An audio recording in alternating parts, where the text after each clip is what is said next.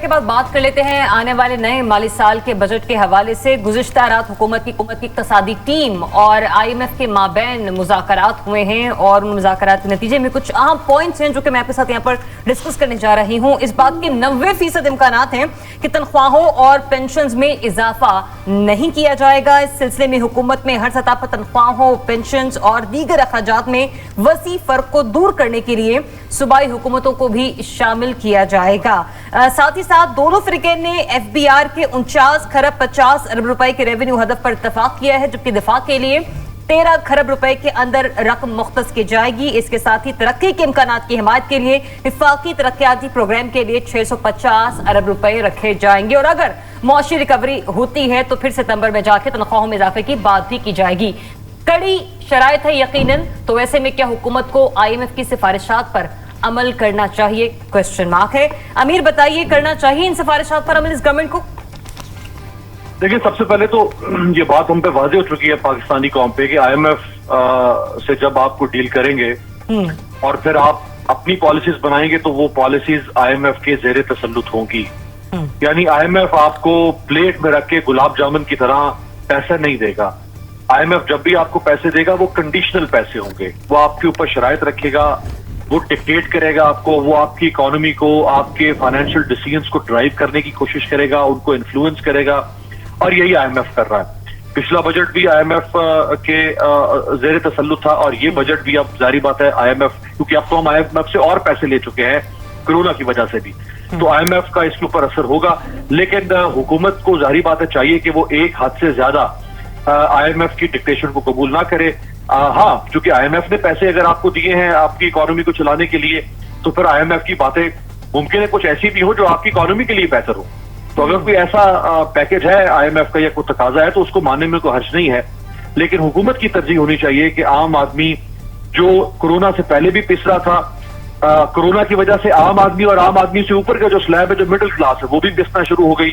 और अब साथ ही बजट आ रहा है, तो अब अगर बजट में भी हुकूमत तो फिर लोगों को पीसना शुरू कर देगी तो मेरा ख्याल है लोग बहुत इस पे रिवोल्ट करने के ऊपर तुल जाएंगे और इस इमरान खान साहब को लोगों की पल्स के ऊपर हाथ रखना होगा।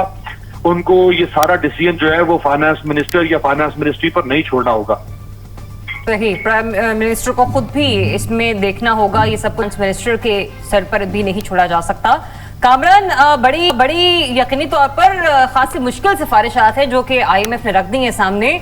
आप समझते हैं कि अमल करना चाहिए गवर्नमेंट को इस पर? देखें, IMF की हमेशा कड़वी गोली होती है और थोड़ा सा हमारे यहाँ IMF के हवाले से भी मिसकंसेप्शन है। लोग समझते हैं कि वो डिक्टेट करते हैं, बिल्कुल वो डिक्टेट करते हैं, लेकिन आप ये बात याद रखें कि IMF के पास वो मुल्क चल के जाते हैं, हम भी उनके पास चल के गए, उन्होंने नहीं कहा कि हम प्रोग्राम ले लें।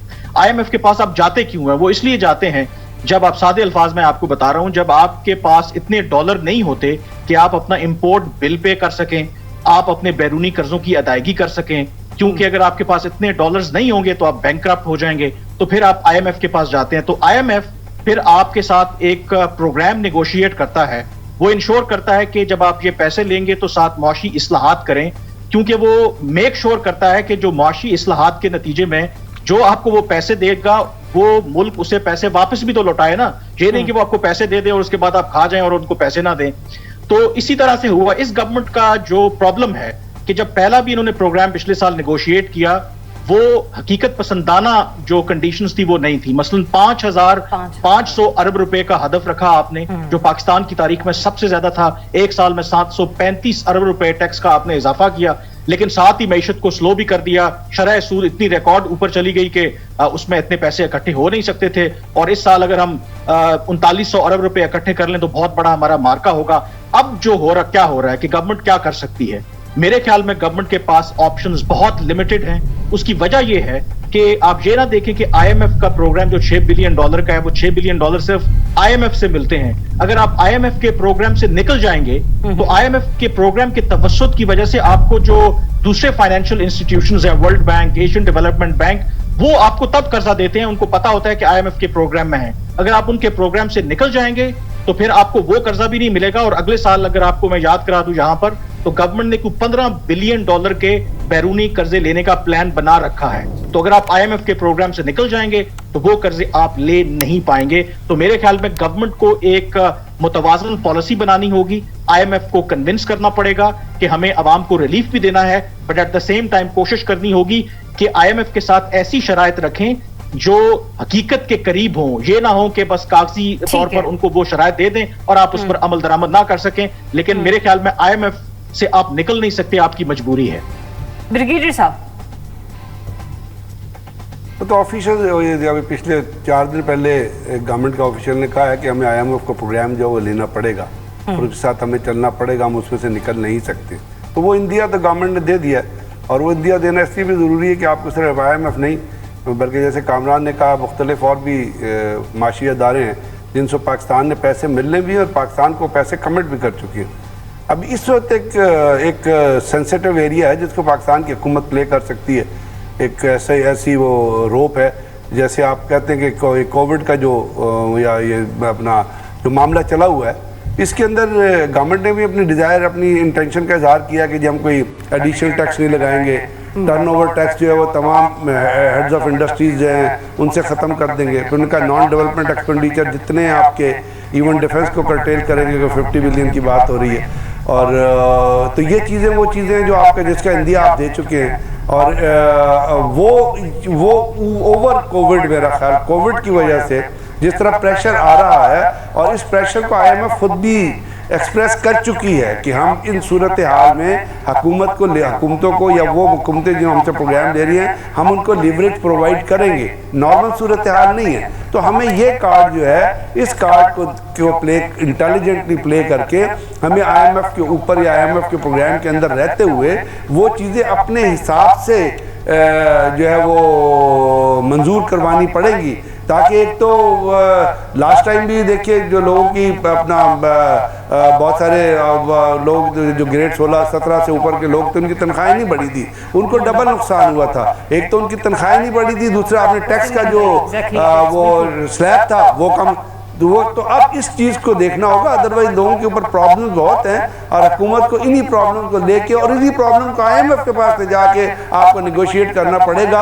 اور وہ نیگوشیشن IMF کا ملازم بن کے نہیں بلکہ پاکستان کے لوگوں کا سرونٹ بن کے, پاکستان کے لوگوں کا ریپرزنٹیٹیو بن کے اگر ہمارے آفیشلز کریں گے تو پھر آپ ایک کوئی بہتر صورتحال کو دے سکتے ہیں. صحیح. صدیقی صاحب, اپنا ذریعہ آپ دیکھیں کہ جب آپ کسی بینک میں پرسنل لون بھی لینے جاتے ہیں تو وہ کہتے ہیں کہ آپ کی سیلری کتنی ہے, آپ کا گھر کا کرایہ کتنا ہے, بجلی کا بل کتنا دیتے ہیں, اس حساب سے وہ اسیس کر کے آپ کو لون دیتے ہیں تاکہ آپ اس کی انسٹالمنٹ ان کو واپس کر سکیں.